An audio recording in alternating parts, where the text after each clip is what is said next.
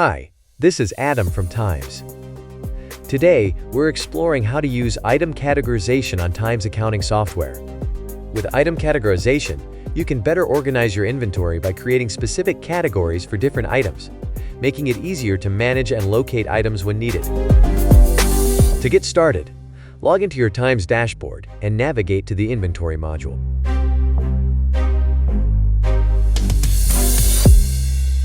Click the New button and select Item Category. Now to create a new category, enter a reference number, followed by the category name.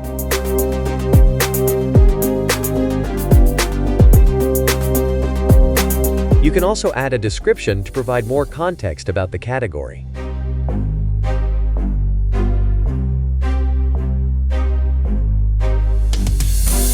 Once you are satisfied with the details, proceed to save. Once saved, you'll see your newly created category under the Item Categories tab.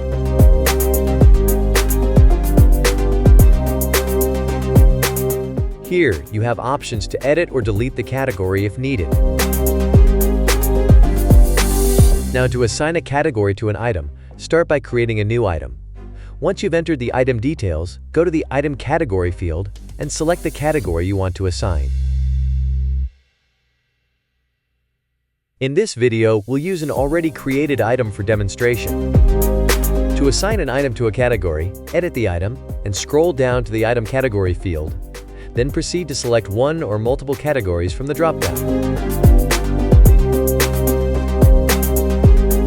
It's important to note that you must first create item categories for them to appear in the drop-down menu when assigning categories to items.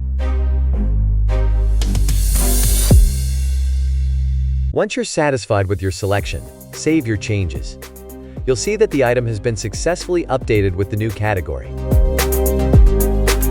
To view items by category, go to the Filter option, select the category in the filter, and it will display all relevant items. Thank you for watching. See you next time.